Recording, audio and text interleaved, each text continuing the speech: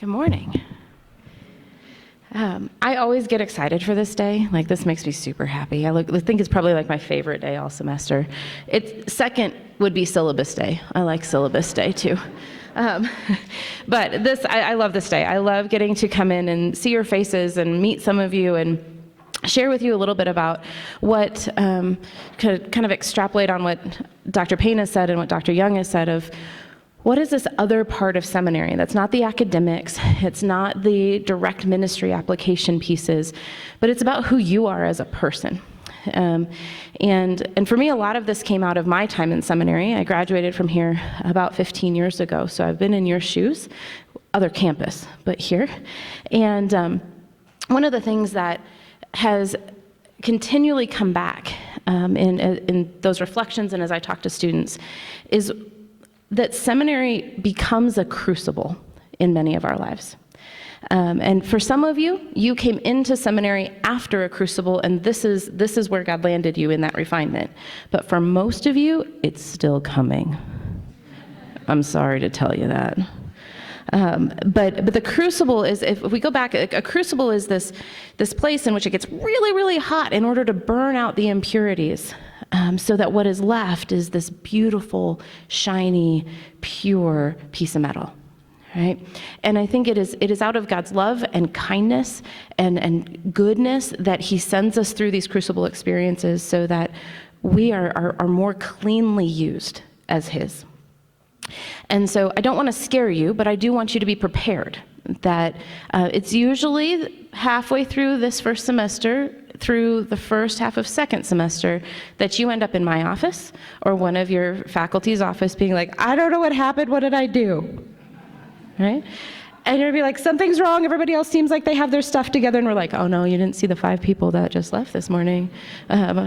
You're in good company, it's okay. And one of the stories that I grew up with was I come from a long history of believers and seminary grads. Actually, my great-grandfather and great-grandmother both went to seminary.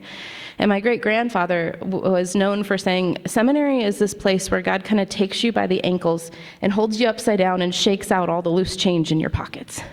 And then when you think you can't do anymore, he sets you right upright again, but you're a lot lighter then. You have a lot less baggage going forward. Our desire here is to walk with you through that process, for you to know you're not alone, that you're in good company, and that we want to be a part of that process with you. We don't expect you to present as if everything's good and okay. In fact, if you do, I'm going to worry about you a little bit, right? I would much rather see you come in and be like, I'm freaking out. This theology that I'm learning in my class, I don't know what to do with this. This ruffles everything that I've known before. Or I thought I was good in this aspect, but I'm getting stirred up. And that's okay. One of the things that we will encourage you on is a concept that my mother has called reasonable best. I swear my mom is probably the best counseling theorist I've ever met in my life. And if you take classes with me, I'll quote her more than I probably quote any other counseling theorist. But I remember when I was in middle school, I was sitting at the kitchen table redoing my math homework because I was the perfectionist and had to have everything just right. And I was redoing my math homework because I had the answers right, but it didn't look pretty, and I had to realign it. I'm sure nobody here relates to that, but I'll move on. So I was sitting there, and my mom was like, you have 5 minutes, and then you're going to go outside and play. And I was like, but it's not right, it's not done. And she's like, you have 5 minutes, and then you're going to go outside and play. And I was like, but it's not my best. I can do my best. And she goes, you know what the thing is? Your dad and I, we don't want your best from you. Your best is who you are when you put everything you have into one aspect. And so that might be the best you can do at math homework, sure. But what's it costing you in other things? She goes, we would much rather you be a balanced person. And a balanced person needs to know how to play. So you have 5 minutes, and then you're going to go outside and play. So I'm going to encourage you to explore and discover and rest in what is your reasonable best while you're here. You may be able to be an A student. Great. But don't let it cost you your marriage, your health, your friendships, your sanity, your balance in life. I would much rather you come into a class and say, you know what, I am capable of an A and I will be present when I am here, but my goal is a B on my work. Not because I can't do better, but because a B is where I have a reasonable best. That is far more honorable that is far more character-rich, and I would even venture godly in many cases, than having to strive for best. Because God isn't just looking at you as a seminary student. He has given you other roles: daughter, son, sister, brother, roommate, partner, friend, church member.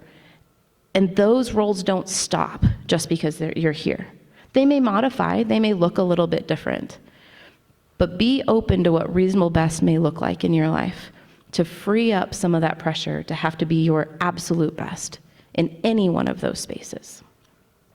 Part of how I'd encourage you to look at that is consider what self-care looks like in your life. This is kind of a buzzword, and I kind of hate it on some levels, but it's the best we got. So self-care is basically, how do you pursue reasonable best across the domains of your life, right? How do we make sure that we're still attending to the holistic self that God has given us? And so if you think about that in different domains, you have the biological domain, the psychological domain, the social domain, the spiritual domain. How do you put in place the things that restore your soul and energize you in each of those spaces? So what biologically do you need to attend to? Does your diet really matter? That you know that as much as you love coffee, that caffeine is going to make you jittery really bad, and it's not a good plan. Which means you need to have enough sleep that you don't need 3 cups of coffee. Right? So how does sleep come into play? What kind of food do you need to be eating or not eating? What does rest look like? How much, how does, not just sleep, but just breathing time? Where does that come into play? What does exercise look like for you? I remember when I was in high school, my sister came home one day and she was really tired. She was like, I don't know if I should go for a run or take a nap. I hate exercise with every fiber of my being. So I don't understand why that was a question. Right? But some of you do. And so for me, that's going to be like, okay, I want to go do a yoga class, or I want to go lift weights, or I want to take my dogs for a walk. But the idea of a run kind of makes me want to punch somebody in the face. But some of you, that's what you need. So what are those things that you, in honesty with yourself, not what your neighbor needs, not what your best friend needs, what do you need? And how do you put that into your schedule as something that is a priority? Not just something you get to if everything else is done. Because if your physical system shuts down, none of the other stuff's going to happen, right? So biologically, what does self-care look like? Psychologically, what does that look like? The crucible's going to wreck your world, and hopefully it will be for the good, but it's hard. And so how do you attend to the psychological stress, the emotional weight and toll that happens during the crucible? As a counseling professor, being a part of an institution that has valued counseling for the extent of its history, we will encourage you to pursue your own counseling, whether you're a counseling student or not. Counseling students have to do it. But the rest of you, we're just going to strongly encourage you to pursue your own therapy. It is not a weakness. It is not that something's wrong. It's that we all need supports and resources, and that there's something to be gained by having a safe place for others to hold your story when you're trying to balance all these other things and hold the stories of other people too. Okay? And so be open to the idea that one of your professors may look at you at some point and go, so I'm just wondering, do you have a therapist? I wonder if you would want to talk to somebody about that. That's not a dig. That is one of the big pieces of resourcing that we have here. And we value it. And most of us are engaged in it ourselves. Right? So consider that. The other pieces is what does it look like to give your mind and your heart places to rest? So you are taking in high content, high academic levels of information on an ongoing basis while you're here. What do you get to read for fun? Even if that's in the summer. You may not get it during the middle of the semester, but where's the spaces that your mind gets to have fun and gets to step out of the analysis, step out of the learning, and just gets to be? Right? I will challenge you that is not binge watching television, Netflix, Hulu, whatever. There is a difference between disconnection and rest. Right? And disconnection is not actually restful. It gives us the illusion of rest without actually being restful. It's kind of like putting in aspartame when your body actually needs some sugar. It's not actually going to take care of the sugar need, right? So I love television way more than any academic should ever love television. So I'm not saying don't ever watch any, but I'm saying watch what you're watching. And what are you putting in your mind, and how much are you putting in your mind, so that your brain and your heart get rest as well. Socially, who are your people? What is your community? Who are the people that know you're here, that you can look at them and go, okay, so we went through this orientation thing and I'm kind of overwhelmed, and they're telling me it's gonna suck for the next couple of years. And I think it'll be worth it, but I'm not sure. And so I just need y'all to know that whatever's gonna happen to me in this crucible, I may or may not come out looking the same, and I need you to be on board with me. Can you be my people? And to invite people into that space where they know that your capacity may look different over the next couple years. That you're not abandoning the friendship, you're not bailing on them, but instead of getting together once a week, you may need to prioritize once every other week or once a month. But it is still a priority, and you still need them in your corner. Right? So who are your people? One of our counseling professors, Dr. Moore, talks about having a board of directors in his life. Who are your people that you say, you're my board? Board gets to call me out when I'm going offline. Board gets to make suggestions on where else to go. Board gets to be there to be supportive. Who's your board? Okay. Spiritually, as has already been, seminary cannot be a replacement for your faith community. We are a part of your faith community, but we are not your church. Church serves a different function. And we will strongly encourage you, lots, to be involved in your church. That doesn't mean you have to serve. It means you need to be known, and it means you need to be connected. I have been involved in church leadership since I was in high school, but when I was in seminary, and then shortly after, I went to the people that I was in church with and went, I'm out. I'm gonna show up, but I'm gonna take from you everything you can give me. Eventually, I'll give back, but not right now. And I remember when I was in seminary, again, my mom was coming up. My mom had said to me, because I went through a ton of health issues where it drastically affected just the direction of my life completely. And when I was in that, I watched which friends stayed and which friends disappeared, right? Because they couldn't handle it. They had their own stuff. But the people who showed up for me were these people I had met 4 months before in my church. They came to the hospital with me. They went to doctor's appointments with me. They invited me over for dinner. They made me meals. I remember calling my mom and being like, it's not fair. These aren't the people I've invested in. Where are the people I've invested in? And she said, you have to remember that in God's economy, you get to deposit in one place and withdraw from another. And that we'd like to think that we deposit and withdraw from the same relationships, but that's not always what happens. And so if God has given you places to withdraw from, take it. Because it is not about this interaction right now. It's about the whole of your life and the deposits you've made and the withdrawals you get to make. This may be a season where you need to withdraw from your community. Not withdraw like go away, but like take from, right? It's okay. You don't have to be in front. You don't have to be leading in your church. You need to be connected where they know you and they can care for you and you can be a part of them. Okay? The other thing we will push heavily is Sabbath. It's kind of a big deal. It's like one of the top 10 things, right? So that will look different for each one of you. For some of you, you're going to carve out all of Sunday and that's it. For others of you, you're on church staff and you do not get to rest on Sunday. That's not it.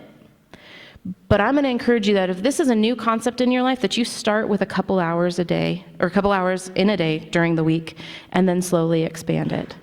But where's the space that you go, the books are closed, I'm not on? Like that, you may still go grocery shopping if that's fun and relaxing to you. That's fine. I actually really like grocery shopping, particularly at night.